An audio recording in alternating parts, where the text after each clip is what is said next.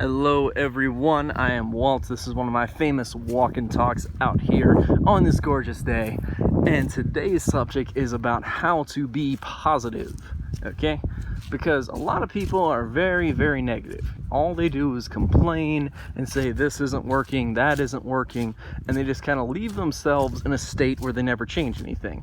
Because negativity is all about never changing. The more fearful and negative you are, because those are the same thing, being fearful and negative, the more you are going to not succeed, and the more you're going to stay where you are or go to a place you don't want to be, where things are even worse than how they are right now, okay? So, when it comes down to it, how do you have a positive mental attitude throughout everything? How do you stay positive time and time again throughout all these different trials and tribulations? Well, one of the big keys to staying positive here is don't expect yourself to be perfect. A lot of people, when they start meditating, they think, oh, if I'm going to meditate, I have to do it perfectly. I have to do it, 100%. I have to just sit down and be perfectly focused. But the big thing is that when you're meditating, if you're going to meditate for 10 minutes here, or 1 minute, or 3 minutes, all of these are useful amounts to meditate, then if you can get 1 second of the meditation correct, where you're focusing on your breathing and not having thoughts interfere, then you've succeeded. So as long as you do meditation, you're clearly going to get a second or two where you've succeeded. But people think, oh, I was supposed to get 10 minutes and I got 2 seconds. I must be terrible at this. No, okay?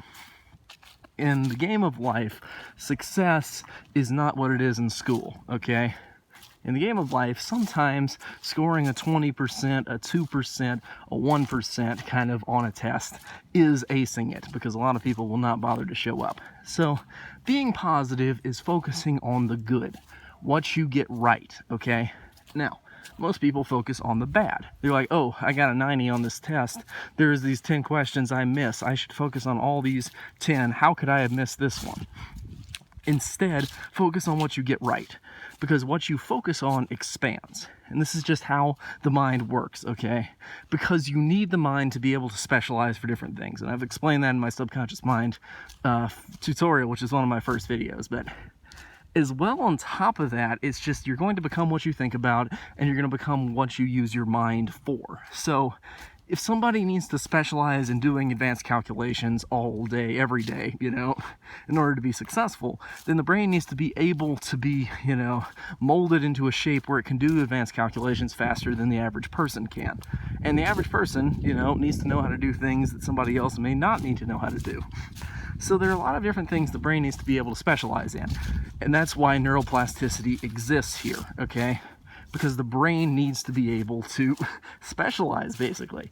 So when the brain does something over and over and over again, thinks the same kind of thoughts over and over and over again, then becomes a habit, a pattern, okay? This is called neuroplasticity in psychology. There are some excellent papers on it if you want to go the scientific approach and look up the journals there, because there are some really good resources out there that talk about this exact principle. But going on back to Think and Grow Rich kind of mentality, this really is the case where you do become what you think about. Now, it's not like you can just instantly say, oh, I want $1 billion and snap your fingers and suddenly you'll have it, okay?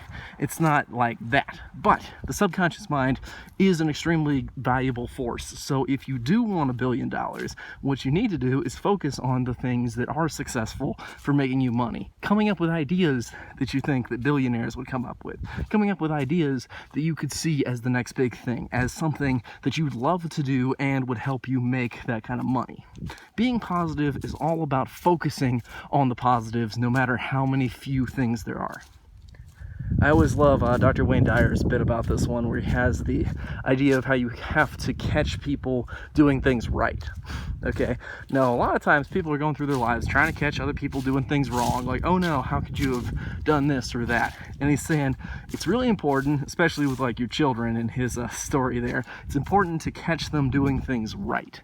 So to catch your kids, doing their homework on time, or packing their own lunch, or whatever it is you want them to do here, if you catch them doing things right, then say, gotcha for doing it right. Well done, okay? Because you want to give praise to other people. But that's probably for a different video about why that works. And of course, if you really want a book on why it's important to do that, then read How to Win Friends and Influence People. It's also something that really makes people happy, so pretty great, huh?